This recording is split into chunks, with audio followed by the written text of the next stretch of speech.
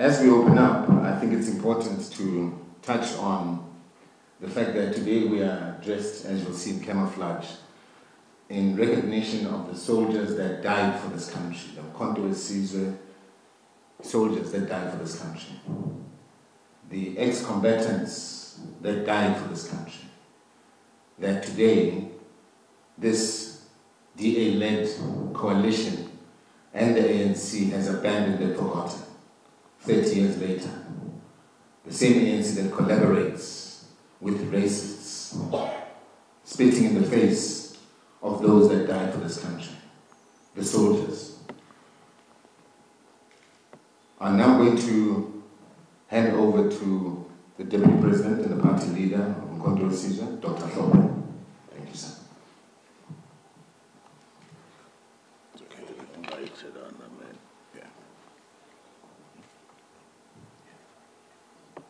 Hey, mshini yabelungu sompisi kwenze njani manje?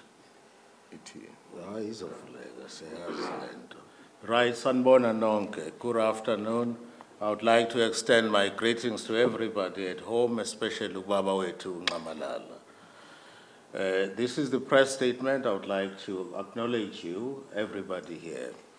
The MK party extends its heartfelt condolences to the bereaved families across the country who have lost loved ones due to various acts of criminality and pure negligence by the incompetent South African-led, DA-led coalition.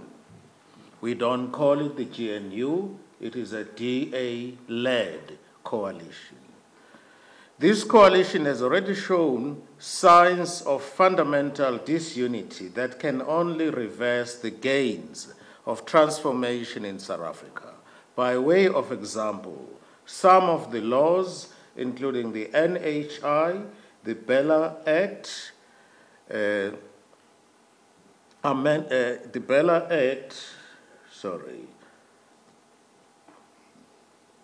amended employment equity, and amongst others, passed by the sixth administration, are in abeyance purely because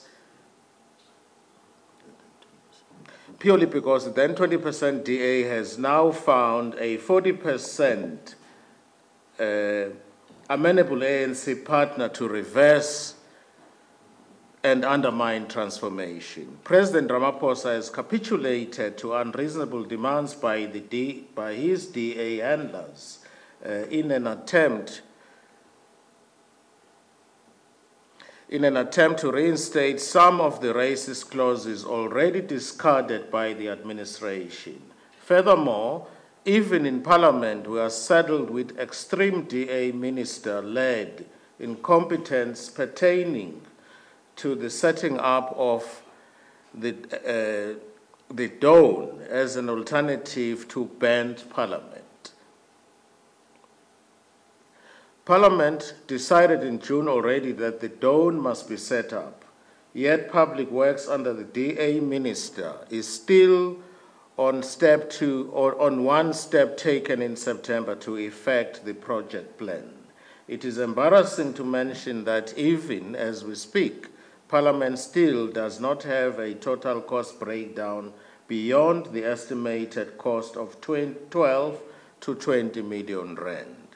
South Africa is very fortunate to have an organization like the MK Party, which has single-handedly broken the stereotype that the ineffective ANC had in this country. The emergence of the MK Party and the leadership of His Excellency President Jacob Zuma has ensured that the administration of the Crown, it has ensured that the administrators of the Crown to no longer have a free reign in the country. However, we call on South Africa to be vigilant against the proxy of the Crown, which is the DA and her collaborators, and this should not hoodwink the already malleable ANC of Ramaphosa. Let me make this. technology was never meant for old people.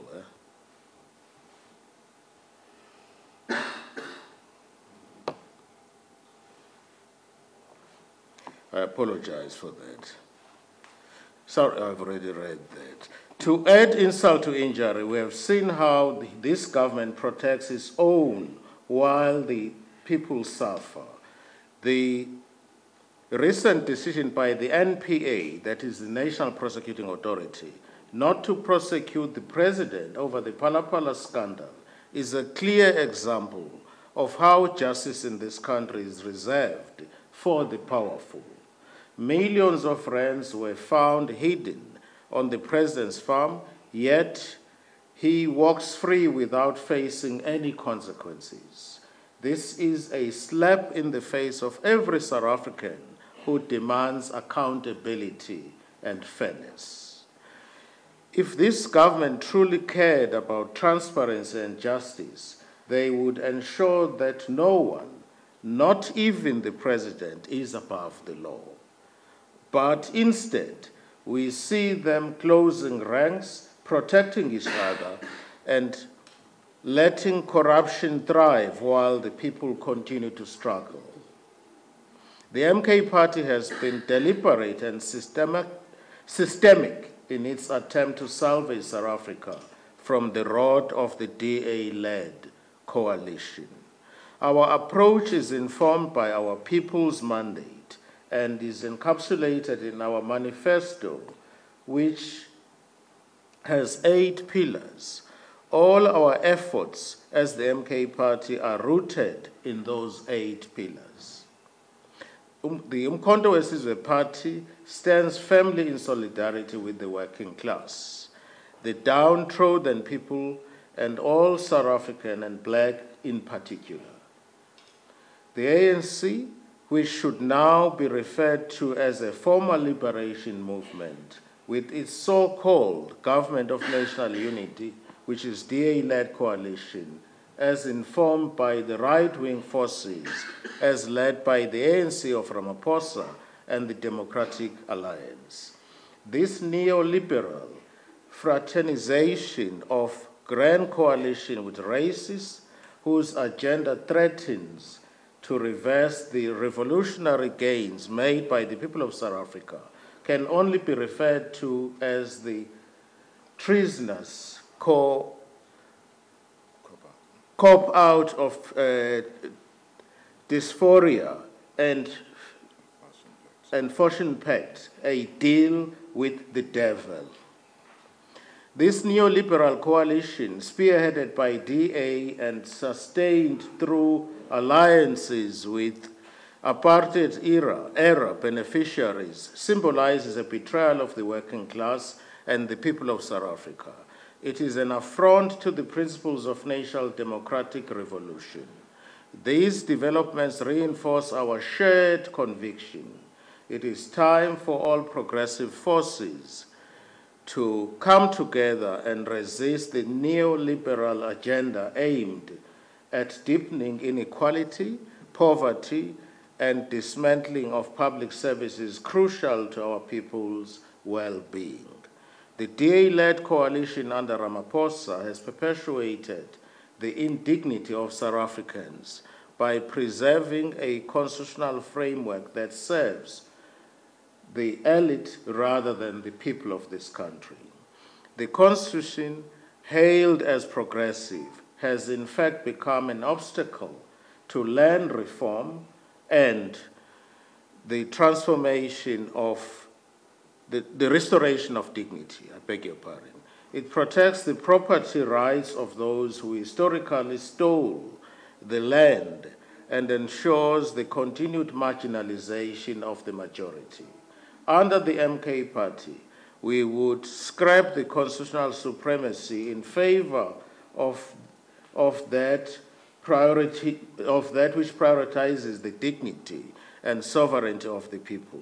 We believe that only returning to parliamentary sovereignty can we enact laws that truly reflect the will of the people and restore their dignity through land reform and the empowerment of traditional leadership.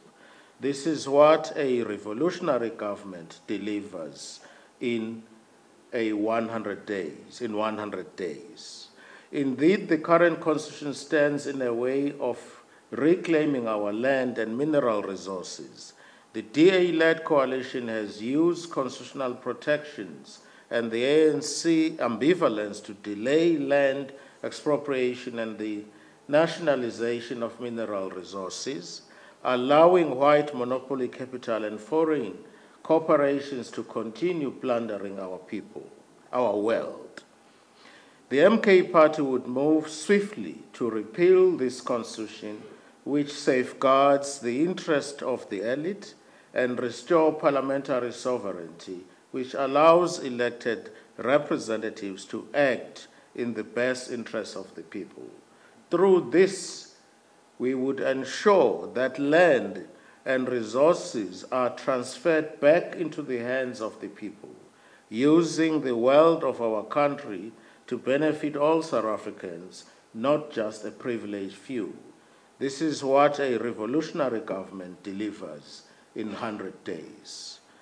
Under the guise of constitutional sovereignty, the DA-led coalition has stripped the people of their power, governing through an elite judicial system rather than the will of the people.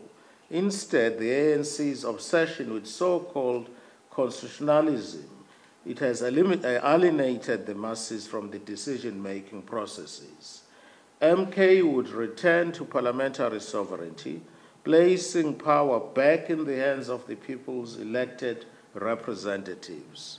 We would ensure that the decisions regarding the future of South Africa, especially those concerning economic transformation and land reform, are made by the people, for the people, without an interference from the elite neoliberal constitution that protects the interests of the few. This is what a revolutionary government would do in 100 days in office. Indeed, the DA-led coalition's adherence to neoliberal constitution has locked South Africa into an economic system that benefits white monopoly capital at the expense of the majority. This constitution was designed to protect the wealth of those who control the Johannesburg Stock Exchange, commonly known as the JSE, and ensure the continued exploitation of our resources by foreign interest. The MK party would scrap this constitution and introduce an economic model that prioritizes the people. We would reclaim our economy from the grip of white monopoly capital and ensure that the wealth generated from our land and resources is reinvested in the development of our communities rather than following into the pockets of foreign shareholders. This is what a revolutionary government would do in 100 days.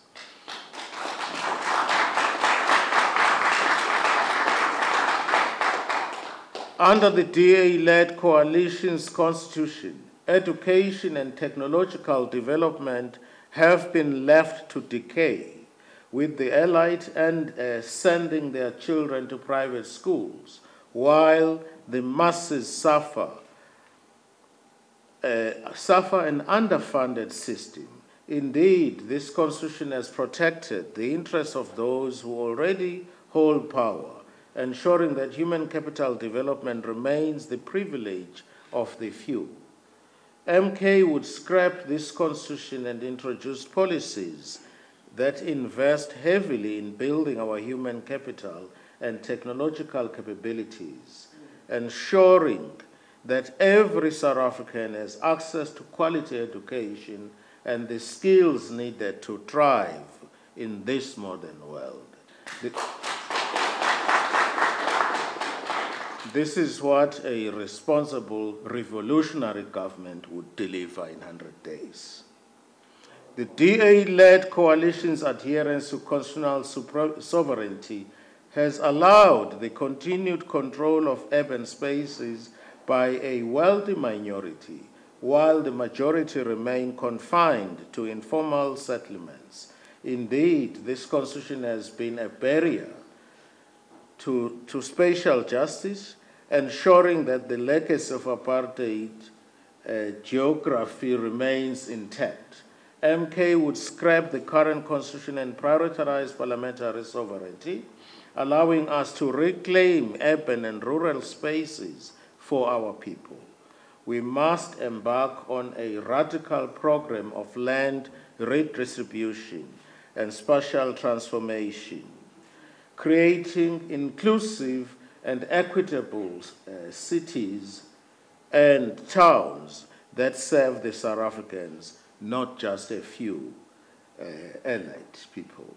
This is what a responsible government would deliver in 100 days. Indeed, the DA-led coalition's failure to reform the justice system has allowed corruption, crime, and violence to flourish. The Constitution has tied the hands of lawmakers, preventing them from enacting reforms that would protect the people.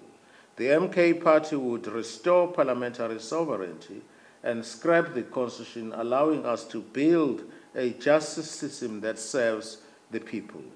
We would reform law enforcement, tackle crimes at its roots, and ensure that every South African feels safe and secure in their community. Under the MK leadership, the safety and the security of the people would be paramount, and we would build a system that protects the many, not just a few. This is what a responsible revolutionary government would do in 100 days. The DA-led coalition's allegiance to constitutional sovereignty has undermined South Africa's sovereignty on the global stage. Indeed, the Constitution has been used to justify the government's capitulation to foreign powers and their economic interest, allowing white foreigners to continue controlling our resources and wealth. MK would scrap this Constitution and reclaim South Africa's sovereignty by ensuring that the country is governed in the interests of the people. It's governed in the interests of the people, not global elites. We would assert South Africa's position as a leader in Africa and the world, championing the cause of oppressed people everywhere and standing firm against neo-colonialism. This is what a responsible revolutionary government would do in 100 days. Indeed, the DA-led coalition has delayed the implementation of an efficient and effective healthcare system, hiding behind constitutional constraints that favor private healthcare over public services. The current Constitution protects the rights of the wealthy to access world-class private healthcare while leaving the majority to suffer under the underfunded public system. MK would scrap the Constitution and ensure the immediate implementation of a universal healthcare system that provides quality care to all South Africans. We would invest in public health infrastructure and ensure that South Africa's wealth is used to build a health system that serves everyone, not just the rich or the elite. This is what a revolutionary government would do in 100 days. South Africa is a wealthy country, yet the wealth remains concentrated in the hands of small elite due to protections enshrined in the current Constitution. Indeed, the DA-led coalition has failed to ensure that South Africa's wealth is shared among its people, allowing white monopoly capital and foreign corporations to continue their exploitation of our land and resources.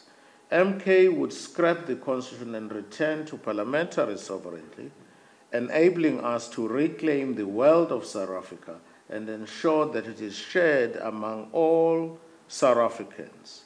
MK will guarantee that this wealth is used to eradicate poverty, create jobs, and build a prosperous future for all. This is what a revolutionary government delivers in 100 days in office. The MK Party calls on all left-wing political organizations, grassroots movements, and trade unions to unite and build a broad front. The collaboration of leftist forces must transcend ideological divisions and become a powerful shield against neoliberalism embedded within the current DA-led coalition framework. Our fight must be centered on dismantling austerity policies, reclaiming public resources for the people, and advancing radical economic transformation. We call on all our black brothers and sisters, workers, youth, and rural poor to mobilize actively and resist these reactionary forces. The struggle for economic emancipation is far from being over. The policy reversals we witness today, including the undermining of transformational policies such as the National Health Insurance, commonly known as NHI, are a stark reminder that the neoliberal project is designed to benefit a privileged minority at the expense of the masses. I end there.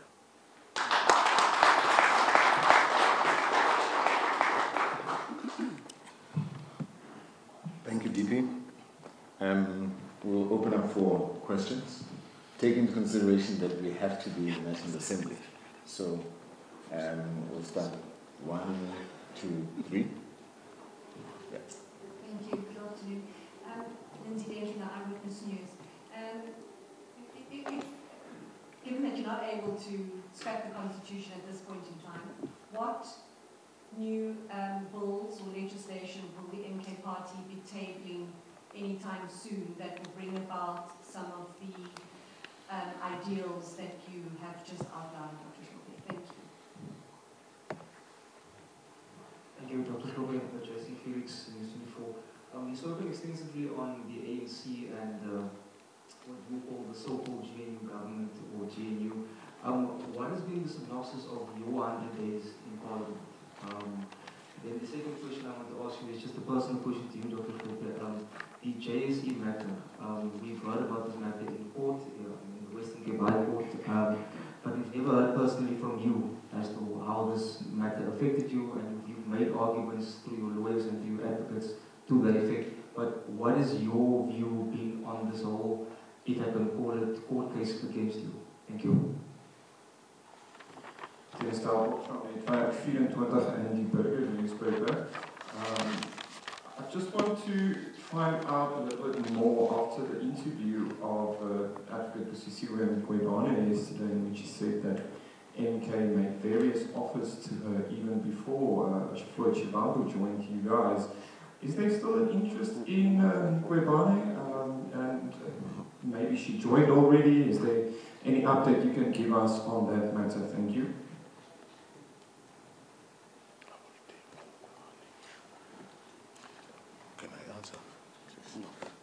DP? All right, thank you so much. I will deal with the first question that relates to our achievements as a political party. First of all, when we came here, we were nobody. We were just an MK. We had to fight for our position to be recognized as an official opposition in this country. The debates took place right in this very room. We had to get the rules of parliament amended to accommodate the fact that we are now in official opposition. All along, the Democratic Alliance, which is leading the coalition in government, wanted to sit in government when it suited them and be an opposition party when it suited them. We said no. If you are part of the GNU so-called, you cannot be an official opposition. It took quite a lot of debate and arguments. We were supported by our colleagues from the EFF. Eventually, we won the debate. As we sit here today, the MK party is an official opposition party in South Africa. That was, for us, a huge achievement. It doesn't end there. We have also decided to work with other progressive forces in Parliament. There are parties here which are not part of the GNU, such as the EFF, the National Coloured Convention, the ATM, and AUT. UAT, I beg your pardon, I call it AUT, and UAT. These are parties which are represented in the National Assembly in Parliament, but they are not part of the DA-led coalition. So we had to get all those forces together. We are leading that opposition, put it this way, we are leading those progressive forces. We have achieved quite a bit. If you look at what we have done in Parliament, we have, in terms of questions that have been raised in Parliament and in terms of the statements that we have done, right? So obviously, we have had challenges, some changes have taken place, but on the whole, we believe we have gelled as a team, considering that we arrived here 2 weeks after other parties. So we believe we're at a stage where we can now focus on the business of the day in the National Assembly and in the NCOP. Those are some of our gains. You asked me a personal question about the JSC. Yes, the JSC, I consider myself a member of the JSC, right? The reason why I decided to withdraw from the JSC was strategic. The party has a right to be represented. MK party is an official opposition, so I've been gagged by this judiciary of Ramaphosa, meaning I cannot participate in the JSC. And then the party suffers because the party is not represented. There is no provision in the Constitution for an alternate member. So the obvious thing for me to do was to withdraw so that the party would deploy somebody else, so that the party would deploy somebody else in the JSC until my problems are cleared. I'm talking about political problems, because there is nothing legal. The Constitution is very clear. I have a right to sit on the JSC. Here in Parliament, I sit on the Justice Portfolio Committee. One of the things that the Justice Portfolio Committee does is to recommend salary adjustment for judges. So I can recommend their salaries and fix their salaries, but I can't interview them, right? So it's a strange situation. I can tell you what I'm doing was done by Justice Harding in America. He came from the state of Florida. He was the first black judge to be impeached. After he was impeached, he joined the Congress. He became a congressman in the state of Florida, and he was deployed to the JSC. In South Africa, when it suits a white man to look to other jurisdictions, to go to America and to go to the West by way of comparison, they do that without hesitation. There is no reason why that precedent was not followed. And the courts are courts of law, not courts of morals. Since when are courts courts of morals? It is only starting now because of law. Thank you. Do you want to deal in Kwebane? Okay, I'll just deal with the issue of the legislation that we're looking at, given the current posture of the MK party as regards the constitution. As we have said in our statement, that as the MK party were deliberate and systemic in our approach, so the first starting point for us is to sort out the constitution. So in this term, we'll be bringing a private member's bill to effect the amendment of Section 25 to ensure that expropriation of land without compensation is effected. We want to deal decisively with the trickery that the ANC did in the last administration where instead of even respecting their own resolution of expropriation without compensation, they reneged and they did some monkey tricks and they came back with some foreign concept that is contrary to expropriation without compensation. This thing is called expropriation with nil compensation. At face value, we think that nil and no compensation is the same thing, but it's fundamentally different. When you say nil compensation, first it means that the principle to compensate is embedded. This is what the ANC has tricked people with. It therefore means you have to look into all manner of preconditions whether to compensate or not to compensate, and yet their own resolution was clear that no compensation. So we want to clean that up and make sure that we fix that in the law, in Section 25 of the Constitution. Part of what we want to fix in that Constitution as well, in Section 25, subsection 7, which talks to the cutoff. We've got a very funny thing in this Constitution where the land robbery has been codified. That section, 25, subsection 7, has got a date, 19 June 1913. It's a cutoff date to say any land that was dispossessed by way of apartheid or colonialism, we can only deal with it from 1913 onwards. So before 1913, this constitution of this country is saying that is not negotiable. This is what the Constitution said. So we're saying, nonsense. We want to reverse that 19 June 1913 to the 6th of April 1652, when Jan van Riebeeck first set foot in this country. This is what we want to do as a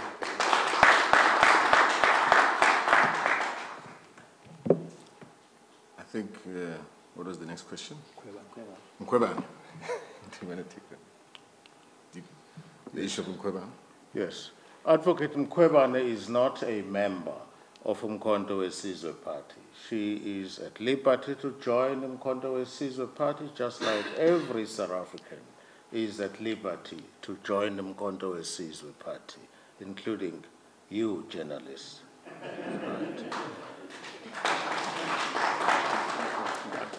But I must add that I will be recruiting her.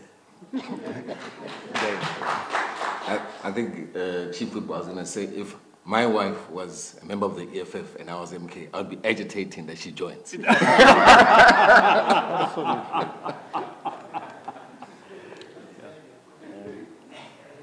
Next question? Wow, okay.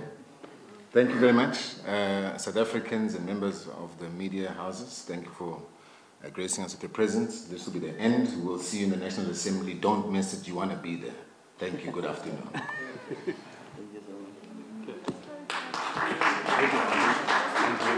Thank you.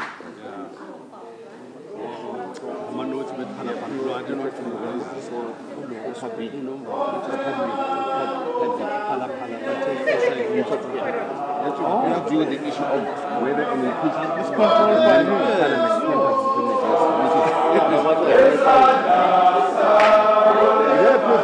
We win it. We go back.